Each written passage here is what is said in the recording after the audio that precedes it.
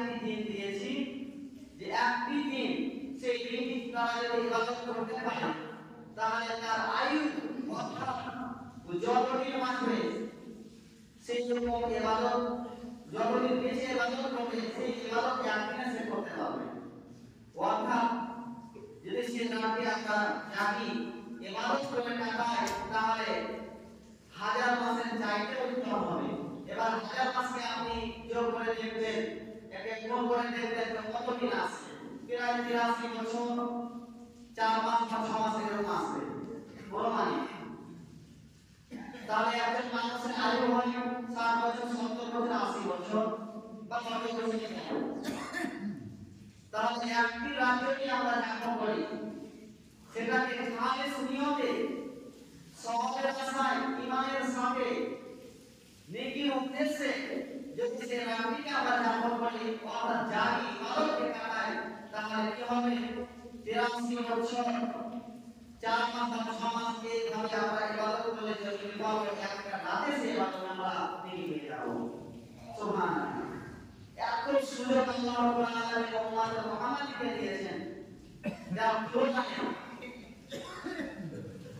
তাই আল্লাহ রাব্বুল আলামিন বলেছেন ইন্না আনজালনাহু ফি লাইলাতুল কদর, ইন্না আনজালনাহু ফি লাইলাতুল কদর, আমি অবতীর্ণ করেছি নাযিল করেছি লাইলাতুল কদর বরকতময় রাত।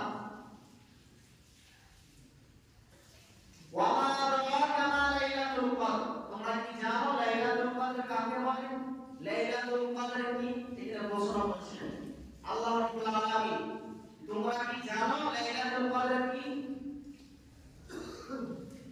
লাইলাতুল কদরি খায়রুম মিন আলফিশ শাহর। তারপরে আল্লাহ জবাব দিয়েছেন লাইলাতুল কদরি খায়রুম মিন আলফিশ শাহর, লাইলাতুল কদর হচ্ছে 1000 মাসের চাইতে উত্তম। সুবহানাল্লাহ। আল্লাহ নিজেই ঘোষণা করেছেন মানুষকে তোমরা জানো লাইলাতুল কদর কাকে বলে? তারপর বলেছেন 1000 মাসের চাইতে উত্তম এই লাইলাতুল কদর। তানাজ্জালুল মালাইকাতু ওয়ার রূহ ফিহা বিইذনি রাব্বিহিম মিন কুল্লি আমর। এই লাইলাতুল কদরে তানাজ্জালুল মালাইকা অবতীর্ণ হয় মালাইকা, অনেক ফেরেশতা ওয়ার রূহ এবং জিবরাইল আলাইহিস সালাম সালাম তানাজ্জালুল মালাইকাতু ওয়ার রূহ ফিহা বিইذনি রাব্বিহিম মিন কুল্লি আমর, এবং তার রবের রহমতি হুকুমের কারণে তারা দুনিয়ায় ছড়িয়ে পড়ে যাবতীয় কাজ করার জন্য, হুকুম পালন করার জন্য। কখন এই লাইলাতুল কদরের রাতে তানাজ্জালুল মালাইকাতু ওয়ার রূহ ফিহা বিইذনি রাব্বিহিম মিন কুল্লি আমর সালামুন হিয়া হাত্তা মাতলাইল ফাজর, এবং এই রাতে রয়েছে শান্তি শান্তি অতঃপর পর্যন্ত সূর্য উদয় হওয়ার আগে পর্যন্ত। হিসাব করুন আল্লাহ রাব্বুল আলামিন এই সূরা ছোট একটি সূরা কত ফজিলত রেখেছেন, মানুষকে কত সুন্দর একটি উপহার দিয়েছেন এই সূরাটি। এই সূরা যদি আমরা মর্ম বুঝি তাহলে অবশ্যই আমরা এই সূরাকে লক্ষ্য করে আমরা এই রাতগুলো যাপন করব এবং পড়ব। যাই হোক, আমি আপনাদেরকে সাধারণভাবে কোরআনের তরজমা বোঝানোর চেষ্টা করলাম। আপনারা হয়তো বুঝতে পেরেছেন, এর আগেও শুনেছেন যে আল্লাহ রাব্বুল আলামিন রমজান মাসে একটি রাত দিয়েছেন যাকে বলা হয় লাইলাতুল কদর। সেই রাত যদি যাপন করা হয় ঈমানের আশায়, সওয়াবের আশায়, নেকির উদ্দেশ্যে, তাহলে 1000 মাসের চাইতেও আমাদের উত্তম হবে সেই রাতটি। এই কারণে আল্লাহ রাসূল সাল্লাল্লাহু আলাইহি সাল্লাম বলেছেন যে হাদিসটি মা আয়েশা রাদিয়াল্লাহু তাআলা আনহা তিনি বর্ণনা করছেন, ইযা দাখালাল আশরি শাদ্দা মিযারাহু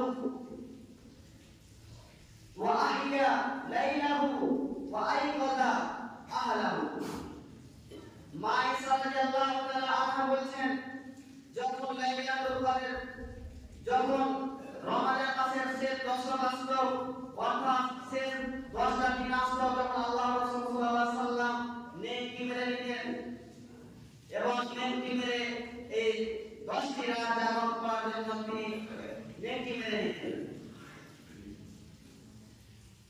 এবং তিনি নিজের রাত জাগতেন এবং তার পরিবার আত্মীয় স্বজনকে রাত জাগাতেন।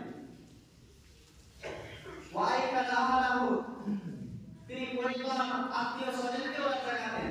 বেরাদার ইসলাম ওয়াকা আমরা হয়তো বুঝলাম নেকি মারা, যেমন নঙ্গি তুলে আছি, নঙ্গিকে গুছিয়ে পিছন দিক থেকে দিয়ে পিছনে গুছিয়ে, সামনের দিক থেকে দিয়ে পিছনে গুছিয়ে দিয়ে একে আমরা নেকি বলি বা পেঁচা মারা বলি। তার মানে এটা মানে তিনি আল্লাহ রাসূল সাল্লাল্লাহু আলাইহি ওয়াসাল্লাম কি করতেন যখন শেষ দশকে আসতেন, তখন তিনি এমন প্রস্তুতি নিতেন, এমন তৈরি নিতেন, স্ত্রীর কাছ থেকে দূরে থাকতেন, সমাজ থেকে দূরে থাকতেন, শুধু ইবাদতে মগ্ন থাকতেন। এই রাত যাপন করতেন, যেভাবে হোক রাত যাপন করতে হবে ইবাদতের মাধ্যমে, এবং আল আয়াতকে পরিবার আত্মীয় স্বজনকে রাত জাগাতে হবে, এই তৈরি নিতেন। এর মানে হচ্ছে নেকি মারা, বেরাদার ইসলাম।